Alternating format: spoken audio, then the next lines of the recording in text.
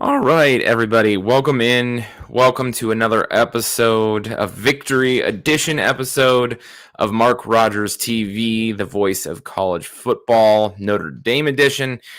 Thank you for tuning in tonight. Obviously, we are live post-game after Notre Dame's victory over BYU in Las Vegas. A game that was you could characterize as interesting, to absolutely say the very, very least about it. An interesting game, a really great first half, probably what you would consider subpar second half, a win nonetheless over a ranked opponent. A lot of good things for Notre Dame, a lot of things that, obviously some serious questions about for Notre Dame. In general, good to talk about those questions and those head scratchers and those things after a win. So if you're new here, I am Ben Belden. I'm your host. I'm the regular host of the Notre Dame Live. You can see my Twitter handle on the screen at RealBBelden. If you would follow me over there, I would really appreciate it. Like I always say, I always take conversations from Twitter, talk about them on this show, take conversations from this show and talk about them on Twitter, and so on and so forth. So join the conversation, join me over there. I'd really appreciate it. Also, if you're viewing this, whether it's live or whether it's later, make sure that you like, comment, subscribe, especially share this video with your friends, with your family, with your Notre Dame fans, so that we can continue to grow this and do some really cool live events. I love the interaction. The reason I do this is for the interaction and purely that. This is not a job for me, so I just like talking about Notre Dame football with people. So the more people we can get on here to talk Notre Dame football, the more fun it's going to be for me and everybody else involved. So, if you're new here and you like what you see, make sure you do the right thing here and share and tell your friends. Interact with this. If you got comments throughout the show, I'll be reading those as well. All right, so to football then. Notre Dame beats BYU 28-20 in a game, like I say, that can be characterized as a roller coaster, topsy-turvy, maybe you might even say. All in all, I think for the Vegas crowd, I think Notre Dame put on what you could call a pretty good show. It was, Michael Mayer talked about it after the game. Great Notre Dame crowds. Notre Dame fans showed out. It was like a home game for Notre Dame. Really proud of all of those things. Not talking about basketball specifically. Not talking about football specifically. I loved the product from Notre Dame tonight, all the way down to the jerseys, which were sweet, to the helmets that they kept, obviously, to the the light show that they did between the third and fourth quarter, which, if you listened to anybody who was in the stadium, sounded like BYU fans kind of drowned out their Notre Dame's big show there. But regardless, I really loved the production here. For those of us that sat and watched at home, having Manti Te'o on the microphone at different points through the game, especially after the game, talking to Michael Mayer, being an ambassador for Notre Dame football, talking about making the point over and over again for those kids that were watching at home. This is why you come to Notre Dame. This is why, this is what is special about Notre Dame. I thought Michael Mayer hammered that home in his post-game interview. Perfect from the standpoint of production quality, and guys saying the right things at the right times after the game. If you watched Michael Mayer's post-game interview, obviously they're trying to, ask him questions about the huge game that he had, the 2 touchdowns he scored, I don't remember how many receptions, the 100 and some odd yards that he scored. And every single time they ask him a question about that, they talk about how he talks about how, he couldn't do it without the offensive line. He couldn't do it without Drew Pine. He couldn't do it without, the other receivers running the right routes, without Audric Estime running the ball, without the defense, with all of that stuff. And it was deflect, team. Manti Te'o, did a great job of really highlighting that, highlighting the fact that it was a Notre Dame home game, and it showed that way. All of those things from a production quality that has nothing really to do with football. Just great in Notre Dame's favor. you hope that means obviously that, the right people watch, the right people see, the right people take note of what Notre Dame's doing, especially after, kind of a rocky start to the season. I mean, I think you kind of throw the Ohio State game out when you're talking about the rocky start, and obviously you want to focus on Marshall.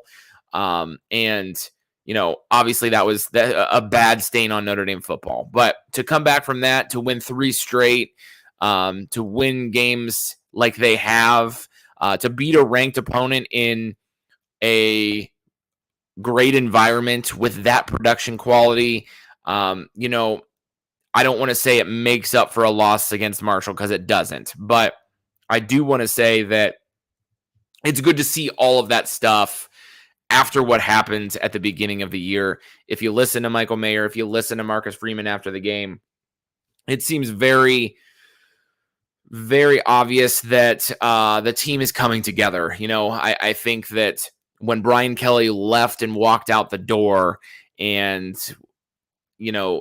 there were a lot of things that had to take a step back for Notre Dame. And, I don't think Notre Dame fans necessarily understood, how much of a step back or how far of a step back it was going to be. And, Notre Dame went through some growing pains at the beginning. At the end of the day, though, they're almost halfway through the season with a 3-2 record. Impressive wins the last 2 weeks, and things continuing to trend upward. All of that is good. We got a comment already. Why Notre Dame can't play 4 quarters? I don't know. I don't know the answer to that, but that's exactly what we're going to dive into. So we've talked about kind of, non-football, ancillary type of stuff that, not X's and O's, decisions, play on the field. Now let's get down to some of what I would call the nitty gritty here. We'll take a couple comments if we've got them, and then we'll get out of here pretty quick. It is late on the East Coast, and so we're definitely going to make sure that we get back and talk about stuff throughout the week, whether that's this particular game or what we need to see going forward against Stanford next week, so on and so forth. So, so to football then, I guess, to actual football. I think, obviously this game is still very fresh as I record this, still very new. I think when you really look back at this game, from my, and this is a little bit uncharacteristic of me, but from my somewhat pessimistic viewpoint of this game, because I already gave the optimistic viewpoint of this game. Obviously, Notre Dame's trending upwards. They've done the right things to regroup after Marshall and all of that, to win games and win in this environment. The pessimistic side of me says, man, did Notre Dame miss tons and tons of opportunities right from the opening rip to just absolutely throttle BYU, which would have been the only thing that would have made this sweeter. And it's nothing against BYU. There's no particular hatred for BYU. I don't mean it that way. But what, Notre Dame fans want to see and have been craving for years under Brian Kelly, under Charlie Weiss, Tyrone Willingham, under whoever it was, quit playing down to opponents and just blow somebody out. And certainly there have been some blowouts. I'm not trying to say that Notre Dame has never blown anybody out. But when you get an opportunity to blow a team out like BYU on that stage, national television, late at night, in Las Vegas, wearing the shiny uniforms, all of that good stuff, to have that opportunity and not take advantage of it just stings ever so slightly. And so, a win is a win. I understand. I'm not going to argue that. I'm not going to argue the fact that Notre Dame beat a ranked team. I'm not going to argue the good things that are going to come out of this and came out of this and what Notre Dame showed, because there's a lot of good things that Notre Dame showed. I think anybody that listens to this show or tunes into any Notre Dame podcast or follows Notre Dame generally wants Notre Dame to be better than they are. And so, whether you're young like me, I'll air quotes young like me. I'm 31 years old. I've was born in 1991. I've never seen Notre Dame truly to a point where I thought they could win a championship. College me, thought when in 2012 that Notre Dame could win a championship against Alabama. Weren't ready for that. And obviously, since the Manti Te'o documentary came out, we know that there were a lot of things at play in that particular game. But I digress. Notre Dame made it to the college football playoff a couple of times. Weren't ready to compete on that big of a stage. Notre Dame hasn't really won the big New Year's Six bowl. And so people like me and even the older generation want the glory days. The bottom line is this is a good win. We want more. And Notre Dame can't squander the opportunities that they had if they're going to be more. And like I say, I also have to remind myself, and I have to remind other Notre Dame fans, we're 5 games officially, really, in my view, into the Marcus Freeman experience. You might argue 6. At the very least, Marcus Freeman is now 500 as a head coach. He's got almost a half a year of football as the head coach under his belt. It wasn't going to happen in a day, I understand. But Notre Dame fans want more. Let's go through some of these missed opportunities, okay? Right from the beginning, okay? So let's replay this real quick, okay? Very first play of the game, BYU comes out. I don't know that I can really figure out why the throw on the first play of the game was as terrible as it was. Watching it live and tweeting it live, I genuinely thought that the quarterback got his hand thrown, his hand hit on the throw. Upon further review, that didn't happen. There was a little bit of pressure in his face that had a lot to do with it, I understand. However, little pressure in his face, can't step up, throws a duck. Tariq Bracy ends up with the easiest interception of his career by far. And now Notre Dame, one play into the game, has the ball in BYU territory with the opportunity to just, that's how you draw it up. I mean, that's how it's supposed to work because, now you go down and you score, you get the lead and you're getting the ball back, at the beginning of the second half, just then that if things go right here at the beginning, you've put yourself in a really, really great situation to win. Notre Dame, when that play happened and Notre Dame has the ball, their win probability, and I'm not looking at the win probability or talking analytics really, but just from a common sense standpoint, win probability goes immediately up right away. Notre Dame moves the ball pretty easily right on down to first and goal, and they walk away with nothing but 3. And they walk away with nothing but 3 because, unfortunately, Drew Pyne, who for 90% of this game played a really, really solid football game in terms of Notre Dame quarterbacking, if you recall, it's 3rd and goal. Notre Dame's around the 6 or 7 yard line. They motion Logan Diggs out to the left. Michael Mayer is on the line of scrimmage, and Diggs is kind of right behind him. Mayer runs a route towards the end zone. Really, what he's trying to do there is create a rub play and kind of what you might call a legal pick. And Diggs fakes outside, comes inside, and runs basically a slant pattern. It's a decoy play. Everybody thinks the ball is going to somewhere to Mayer. You wouldn't expect necessarily a running back out of the backfield to be running that type of a route. You think the ball is either going to Mayer or somewhere on the top of the screen where the other 3 receivers are. Drew Pyne had pressure in his face and just absolutely throws the ball nowhere.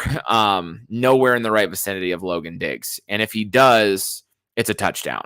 If he does, it's a touchdown. And you may say to me, well, Ben, he had all this pressure in his face. He had, you can't expect him to step in, make that throw on the dime right there that he would have needed to make so that Diggs can catch it and get into the end zone. Yes, you can say that. Yes, you can. This is big boy football right now. And I've had this conversation on Twitter with people who want to defend Drew Pyne. And like I say, when I say defend Drew Pyne, I'm not out here saying that Drew Pyne Played a bad game. He didn't. He did not play a bad game. In fact, he played a really good game. Big reason why Notre Dame won. He's also a big reason why Notre Dame wasn't up about 30 at halftime. And that's all I'll say. So we can debate this till we're blue in the face. The bottom line is Notre Dame went 5 wide there. There's a blitz off the corner. That's not the offensive line's responsibility. It's the quarterback's responsibility to know that the ball is coming. I'm sorry, that the blitz is coming and get the ball off quickly.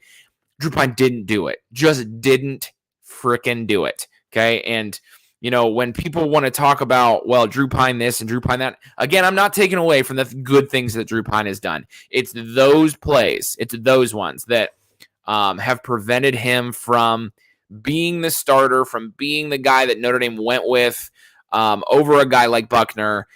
It's those plays. It's those ones. And again, the great teams make those plays. They score touchdowns on 3rd and goal from the 6.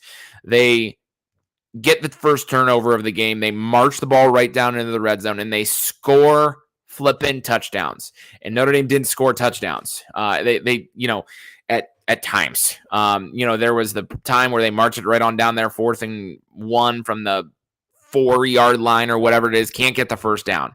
Baffles me. Blows my mind. Another blown opportunity. That one's not on Drew Pine necessarily.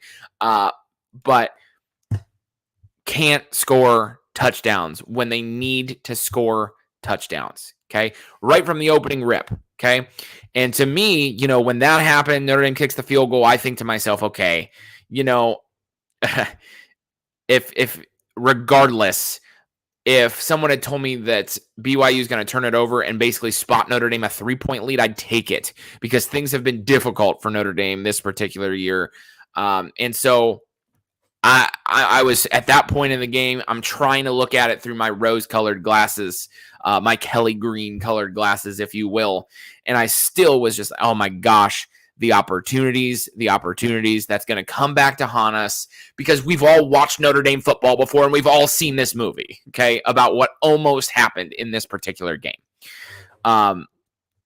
Anyhow, so to make it worse then, after that interception, Notre Dame kicks that field goal. BYU punts the ball back to Notre Dame. And Notre Dame gets the ball back in their own territory. They go 3 plays, gain 1 yard, run 1 minute and 12 seconds of time. Okay. Again, Notre Dame had BYU on the ropes from the first play of the game, and still by the end of the first quarter, trailing. Okay. Trailing. And so, in this particular instance, in this particular 3-and-out, again, when this 3-and-out happened, I said to myself, we're losing. we're going to lose the game. We got to get it together. We're going to lose. Thankfully, they got it together. But again, I'm talking about why can't Notre Dame just come out and blow the brakes off of someone? And here's why, okay? I talked about Drew Pine and his miss on 3rd down. It's 3rd and 9. In this particular instance, after BYU has punted it, Notre Dame runs 2 run plays, if I'm not mistaken, and then it's 3rd and 9, okay? Also, side note, I believe this was an instance where it was 2nd and 10 and Tommy Rees called a run play for about the 3 millionth time this season. But again, I digress. If you don't believe me, if you don't believe that I've been on this for a long time, go back and watch my Twitter feed. Literally, 2nd and 10, 95% of the time, Tommy Rees calling a run play, either a draw or something straight up the middle. And I get it, trying to get it to 3rd and manageable. Throw the ball for 6 yards and get it to 3rd and manageable. Okay, this time 3rd and 9, and Jaden Thomas just comes wide open, runs kind of like a skinny post, not really a quick slant. Right down the middle, BYU dropped 8 into coverage, rushing 3, Drew Pine's second basically drop back of the game, and leaves the pocket for God knows what reason. No idea why, okay? If you want to watch the play, go back and find it on my Twitter. I promise I tweeted the whole play because I was mind blown. Okay. Mind blown at this particular one. He starts to roll right. You see, because he's looking for Michael Mayer first. And this is kind of a problem with Drew Pine. It worked out tonight because he was able to hook up with Mayer 10 times, was it? Stares down Michael Mayer a whole awful ton. He's looking for Michael Mayer. He's blanketed. Meanwhile, Jaden Thomas runs his route, stops in the middle of the field because there's 20 yards of space around him, throws his hand in the air, sees that his quarterback then is rolling the opposite direction. He starts to run that direction like you're taught to do as a receiver, but then Drew Pine throws it across his body over kind of the middle of the field. Lucky that play doesn't turn into something worse. Thomas goes up to get it, gets drilled, almost killed, and Notre Dame has to punt. And again, like I say, I even had a heated argument about this on Twitter. Thomas was open the entire play, but it was very clear we had one read on that play. The read was Mayer. He wasn't open initially. He was supposed to come back around the first down marker. We're staring Mayer down. We're staring him down. Only after like 6 seconds of play time did we see that Thomas was open, but now he's throwing him to where all the BYU defenders are and another Notre Dame receiver. Incomplete pass. We punt. And instead of at least moving the ball a little bit and putting BYU back in their own territory, down 3-0, so that they at least have to go to the first down or put a drive together to go get points. We punt it, long punt return. BYU's in Notre Dame territory. BYU goes in and scores a touchdown. It's 6-3, and BYU does what Notre Dame typically does in this situation. They get a delay of game on an extra point. They miss the extra point, and I'm thinking, man, that's the most Notre Dame thing I've ever seen. And BYU did it. And again, like I say, instead of putting it on the accelerator and putting a team down 10-0 to start a game, 14-0 if you come up with 2 touchdowns, whatever the situation is, it's 6-3. It's 6-3. And we all know Notre Dame is the better football team this on this night. And we all knew it. We could all see it. And it was a 6-3 that felt like, man, Notre Dame is the better team here. Like I literally am like, man, Notre Dame is way better than this team, but it's 6-3. And Notre Dame doesn't have the killer instinct to go put a team away. Okay. We roll on into the second quarter. Then it starts to look like Notre Dame started to play football. Okay. For a quarter and a half, or at least the whole second quarter, let's at least say that. Okay. For the second quarter, then Notre Dame does it just wonderfully. Okay. This is then Notre Dame puts a drive together. This is the play then where after they put the drive together, they go 10 plays, 75 yards, really start the second quarter this way, where Pine hits Mayer 24 yards for a touchdown to go up 10-6. But then here we go, the flip again. Okay. I believe BYU punted. Notre Dame has the ball. They're up 10-6. They're driving. There's fourth down at the 1. Fourth and 1 in the red zone, like I just talked about. And guess what? Notre Dame can't get it. Okay. The silver lining here, of course, is that then Notre Dame was able to sack BYU's quarterback on the very next play for a safety to go up 12-6, which was wonderful for Notre Dame, But we know that the defense, for the most part, is pretty good. We know that. Okay. I tweeted during the game that it's very obvious. There's the Jason Adamaloa comment from, before the Ohio State game that we think we're the baddest group of mother people in the world. Didn't see that so much against Ohio State, didn't see that against Marshall, started to see that against Cal, started to see that against North Carolina, starting to see that even more today. Notre Dame's defensive line is a game-changing defensive line. And when they're good, they're really good. Okay. But we knew that. Did it take a couple games for it to really come and show out? Absolutely. But for Notre Dame to be the team that we want them to be going forward, past this year, past, the 10-win ceiling that we feel like we have, past, winning an actual New Year's Six bowl game, past all that, to be that team, to be the Alabamas, the Clemsons, the Ohio States, whatever, you gotta do both. I'm tired of good defense, bad offense, or good offense, bad defense, whatever. I'm tired of it. Okay, I'm tired, and we knew that Notre Dame's defense was capable of that. It doesn't take away feeling good about it, of feeling good about a safety. That was pretty sweet. That was a pretty sweet time to be a Notre Dame football fan, to watch them, just maul a team like that on the defensive line for a lot of the game, get stop after stop when they needed to, minus a couple of big chunk pass plays, and just control that. Okay, we expected that. We expected that to happen. We expected that to happen week one. Took a little bit of time. We see it. I want to see the offense put teams away when the defense is playing that good. That's what I want. Okay.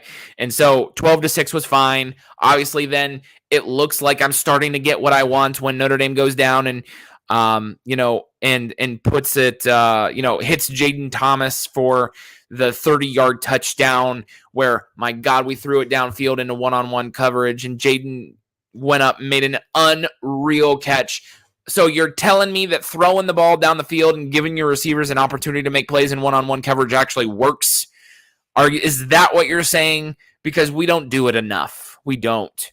And partially it's because Pine doesn't see it. He doesn't throw it. He doesn't let it go. It's the same thing we said about Ian Book. It's the same thing that we said when it was a competition between Drew Pine and Tyler Buckner. That Tyler Buckner's going to be the one that throws it downfield, and that's not what we have gotten. Now, Pine, to his credit, like I say, outside of basically his first two dropbacks of the game, was really good for the rest of the game after that.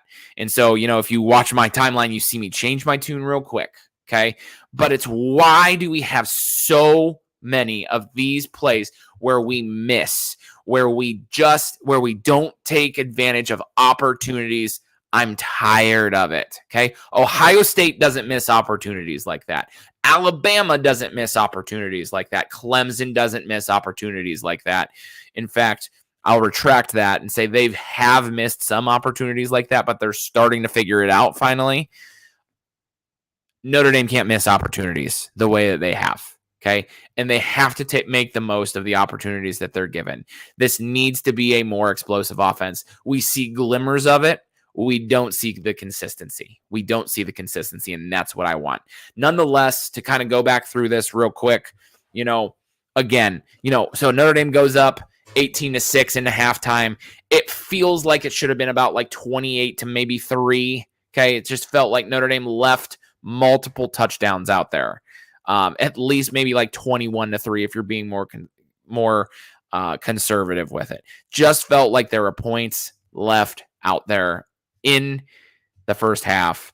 And that BYU should have never, ever, ever had that short field to score the one touchdown that they scored in the first half. Nonetheless, good first half, dominant first half, even though the scoreboard didn't show the dominance for Notre Dame. And then the third quarter rolls around.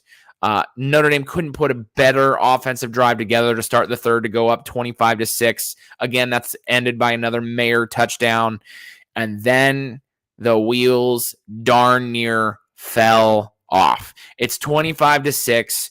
We're blitzing safeties. Why? Why are we blitzing safeties? Why? I understand, there are some people that would take this a step further. I'm going to say, why are we blitzing safeties up 25-6? Okay. There are some people that would say, why in the hell are we blitzing safeties at all? Because it never works. It actually worked once in a game this year, but that's about it. Every other time we blitzed the safety, Ohio State, this particular game. There's another time that I can't think of off the top of my head, but the safety blitzes haven't worked a ton, and now you're doing it when you should be just playing good fundamental football. If you're up 25-6 and they move the ball a little bit and they kick a field goal, it doesn't matter. In fact, they're probably in 4-down territory anyway, so you don't even have to worry about them moving the football as long as you don't give up scores, touchdowns. And we're blitzing safeties, giving up big plays, and now the one thing that couldn't happen was BYU scoring quickly, and you allowed it to happen, okay? And it's becoming PTSD for me because not only am I a Notre Dame fan, I'm also a flippin' Browns fan. And every game thus far the Browns have played, they've had a lead, and then they've given up a big play, and it's been bad, okay? And Notre Dame was giving me flashbacks from a very traumatic football watching experience that I've had with the Browns on a couple of Sundays this year. And so it's 25-13. Of course, then, Notre Dame does nothing. Another big play, 10 plays, 87 yards for BYU to start the fourth flipping quarter and the third start of the fourth. And now you've got a ball game in a game that you should have put away. When you were up 25-6 to BYU, it should have been darn near 40. Should have been about 35-6. And then you don't care about one big chunk play, one garbage time play. Instead, you're in a one possession game, in a game that you feel like you flippin' dominated physically and really, and actually had a couple things go your way, and you're still up 25-20. You throw an interception, okay? And I get it. Batted ball. Some plays happen. Flukes happen. I'm not going to rip Drew Pine for that. Although, again, like I say, if you want reasons why Drew Pine hadn't been the quarterback, hadn't been the guy, I got to imagine being 5'11" and being limited has something to do with that. Regardless, I'm not going to harp on him because, again, outside of 2 dropbacks to start the game, thought he played magnificently. So I'm not going to knock on that particular interception. Football plays happen. But regardless, that interception put you in a position where you can lose a football game that you were going to win because you didn't throttle a team when you had the opportunity to flippin' throttle them. That's what I'll say. To Notre Dame's credit, again, defense comes up absolutely huge to end this game. Getting that stop on 4th and 2. Jason Adamilola, been one of my favorite players for Notre Dame since he made it to campus, truly. And he showed why. Notre Dame comes up with a huge stop there. They run the ball to pick up a couple of first downs to milk the clock there, which was wonderful to see. I love the management at the end of the game. I love that play call on 3rd and 4. I had tweeted that, what I would have done if I'm calling the plays there is, line up, try to find some sort of a real high percentage throw, maybe even a quarterback draw, an RPO, a screen, something that that the pass is going to be complete and gives you a chance to run for that first down, but also keeps the clock running. Because at that juncture, there was, a little under a minute and a half left, I think.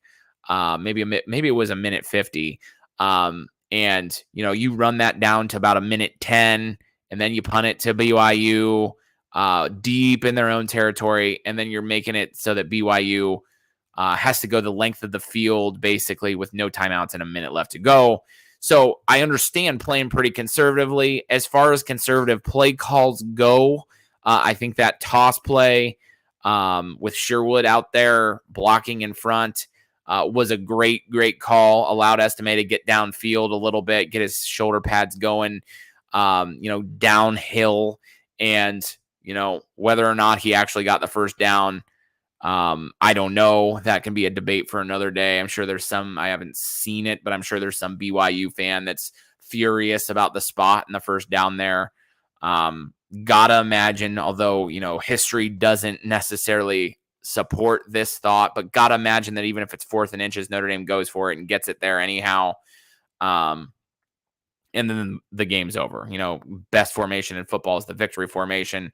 Love it when Notre Dame can end the game in a victory formation. So again, like I say, if you've tuned in this whole time, we've had a few guys in and out here. But if you've been in this whole time, thanks for listening. Thanks for the comments. For those of you that have commented thus far, the story for me continues to be Notre Dame has opportunities that they've missed. But the bottom line is the missed opportunities didn't cost you the game this time because you did enough other good stuff. Missed opportunities cost you against Marshall because you didn't do enough other good stuff. Missed opportunities cost you against Ohio State because you didn't do enough other good stuff. Okay, so in the good stuff department, Notre Dame absolutely has taken a step forward, especially through the course of this year. Are they still missing on opportunities, and am I still concerned about it? Yes. Okay, I think both can be true. I felt like Notre Dame dominated this football game from a physicality standpoint. I thought the BYU matched Notre Dame's physicality early. Notre Dame continued to be physical. We're the more physical game from start to finish. We're the more physical team, I should say, from start to finish of the game. And that showed. I'd like that to show more in the box score, more than a 28-20 victory. At the end of the day, this was a big game, had a lot of hype. Notre Dame wins. It's a situation, it's a game that sometimes Notre Dame would not have always won. I get all that. I get it. And so a win is a win. And there's a lot of truth to that. I want more. I want better. I'm happy for now. I'll be happy as a Notre Dame fan. Is my glass half full or half empty? I'm not sure. It's halfway filled with water. That's what I'll say. So I don't know. Notre Dame's got to be better. Notre Dame's got to be better if they want to get to and achieve the goals for this program. I still think they can do it.